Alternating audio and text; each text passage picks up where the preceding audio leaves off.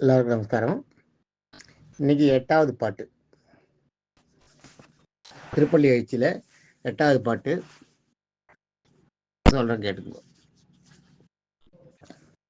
வம்பவிழ் வானவர் வாயுரை வழங்க, மாநிதி கபிலையொன் கண்ணாடி முதலா, எம்பெருமான் படிம கமலம் காண்பதற்கு ஏற்பன வாயின, கொண்டு நன் முனிவர் தும்புரு நாரதர் புகுந்தனர் இவரோ, தோன்றினன் ரவியும் துளங்கொலி பரப்பி, அந்தரத்தலத்து நின்று அகல்கின்ற தெருள் போய், அரங்கத்தம்மா பள்ளி எழுந்தருளாயே.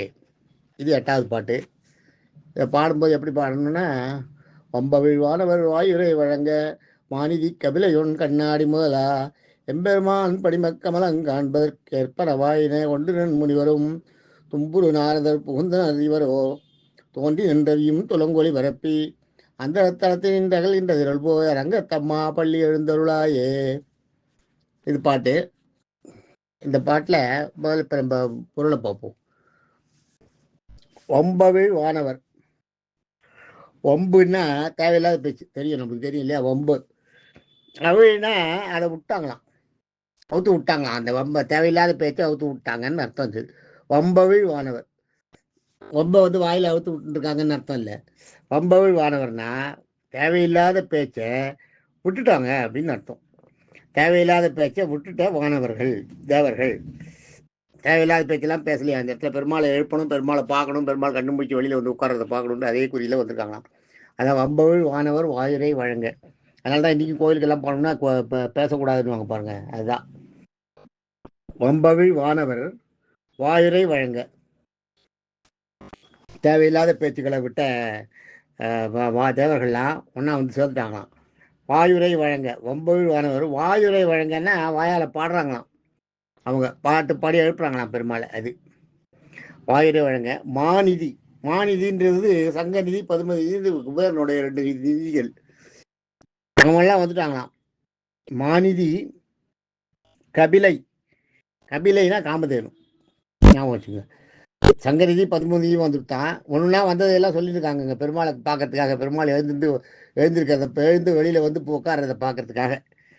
கபிலைன்றது காமதேனு. ஒன்றுன்னா அருகம்புல். அருகம்புல் எதுக்குன்னா, அருகம்புல்னா அது பிள்ளையாரை குடிக்கும். அருகம்புல் அது இல்லை, சாதாரணமாகவே எலுமிச்சம்பழம் மாதிரி அருகம்புல்.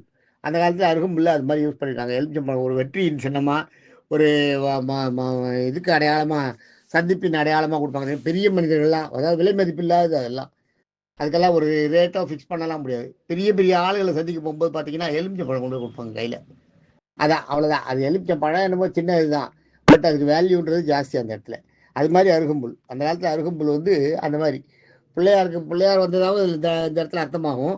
ஆனால் அது இல்லை. இது ஆக்சுவலாக என்னென்னா, அருகம்புல்ன்றது ஒரு விலை மதிப்பற்ற ஒரு பொருள். அதுவும் தான் பார்க்கறதுக்கு. அது தானும் பெருமாளை பார்த்துட்டு தான் பெருமாள்கிட்ட சேரணும்னு இருக்காங்க. அருகம்புல். கண்ணாடி முதலா, கண்ணாடின்ற முகம் பார்க்குற கண்ணாடி. சாதாரணமாக எழுந்த உடனே முகம் பார்க்குற கண்ணாடியை பார்க்கணுன்னு பார்த்தா நல்லது. அதுக்காக கண்ணாடியை எடுத்துகிட்டு வந்துட்டாங்களாம். கண்ணாடியும் கையில் கொண்டுருக்காங்களாம். கபிலையொன் கண்ணாடி முதலா, எம்பெருமான் நின் படிம கமலம் காண்பதற்கு. நின் படிம கமலன்றது என்னன்னா, பெருமாள் எழுந்து நடந்து வரும்போது அது கால் படுறது பாருங்க, அந்த அடையாளம் படிமம். அதான் அந்த கால் இது படிந்த படிமன்றதுக்கு அந்த படிந்த அடையாளம். அதை அப்படி சொல்லணும். படிமம்னா அதனோட அடையாளம்னு அர்த்தம். திருவடி உன்னோட படிம கமலம், உன் படிம கமலம், எம்பெருமான் படிம கமலம், அவருடைய கால் பதிந்த அடையாளத்தை பார்க்கறதுக்கு, காண்பதற்கு ஏற்பன வாயின, என்னென்ன தேவையோ அது இதையெல்லாம் எடுத்துன்னு வந்திருக்காங்க. அதை வச்சு பெருமாள் எழுதி வரும்போது அவரை பார்க்கறதுக்கு என்ன ஏற்பன வாயின. கொண்டு நன் முனிவரும். கொண்டு நன் முனிவர்னா எடுத்துன்னு வந்திருக்காங்க எல்லாத்தையும். கொண்டு நன் முனிவர்னா யார் வந்திருக்காங்கன்னா, இதெல்லாம் இருக்கு. இதெல்லாம் கொண்டு நன்முனிவர். நன்முனிவர்ன்றது என்னன்னா, நாரதர் சொல்லுவாங்க. நாரதர் கையில் இருக்கிற வாத்தியத்துக்கு பேர் தும்புரு தான். ஆனால் தும்புருன்னே ஒருத்தர் இருக்கார். அவர் தேவலோகத்து இசை கலைஞருக்கு அதிபதி. அவர் தும்புருன்னு ஒருத்தர் இருக்கார். நாரதர் தனி. நாரதர் கையில் இருக்க வாத்தியத்து பேர் தும்பு, அது வேற. அந்த தும்பு வேற, இது தும்புருன்னே ஒருத்தர் இருக்கார். அதனால நம்ம தும்புரு நாரதர் 2 பேரும் வந்துட்டாலாம். புகுந்தனர் இவரோ, அவளும் வந்துட்டாலாம் பெருமாள் பிறந்திருக்கிறத பார்க்கறதுக்கு. தும்புரு நாரதர் புகுந்தனர் இவரோ, அவளும் அதில் சேர்ந்துட்டா. தோன்றினன் ரவியும். ரவின்றது சூரியன். தோன்றினா சூரியன் மெதுவாக கிழக்க எழுந்திருக்கலாம், மேலே வரலாம். துலங்கொளி பரப்பி இருட்டை போக்கிட்டு அந்த அந்த துலங்குகின்றதுன்றது தான் வெளிச்சமாக இருக்குன்றது தெரியும் இல்லையா? துலங்குகின்றதுன்றது வெளிச்சமாக இருக்குது. அந்த அந்த ஒளியை வெளியில் பரப்பிட்டு வராராம். தோன்றின இரவியும் துலங்கொளி பரப்பி அவருடைய கதிர்வீச்சை வெளியில் காமிச்சிட்டே வராராம்.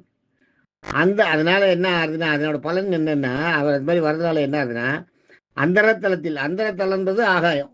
அந்தரத்தில் தொங்குறோம்னு சொல்லுங்க. அதான் அந்தரத்தில் ஆகாயத்தில் அந்த அந்தரத்தலத்தில் நின்று அங்கே ஆகாயத்திலிருந்து அகல்கின்றது இருள் போய் அகல்கின்றது இருள் அகல்கின்றதான்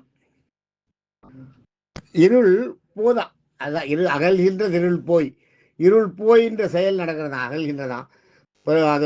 அதை சொல்றா இந்த இடத்துல. இருள் போறதான், அகல்கின்றது இருள் போய். அதாவது இது எப்படி எடுத்துக்கணும்னா, அகல்கின்றதுன்ற அகல இருள் போகின்றது அப்படின்னு அர்த்தம். அகல இருள் போகின்றது அந்த தளத்திலிருந்து அகல்கின்றது இருள் போய். அரங்கத்தம்மா திருவரங்கத்தில் இருக்க பெருமாளே பள்ளி எழுந்துரு நீ அப்படின்றத அந்த இடத்துல அர்த்தம். இது 8வது பாட்டு. நாளைக்கு 9வது பாட்டு சந்திப்போம். தேங்க்யூ.